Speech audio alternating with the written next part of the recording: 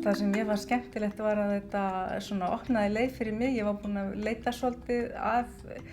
framhaldsnámi og sem ég vildi nýta ítalskuna og það opnaði mér leið þarna í gegnum safnafræðina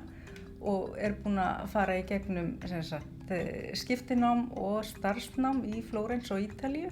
og það hefur verið bara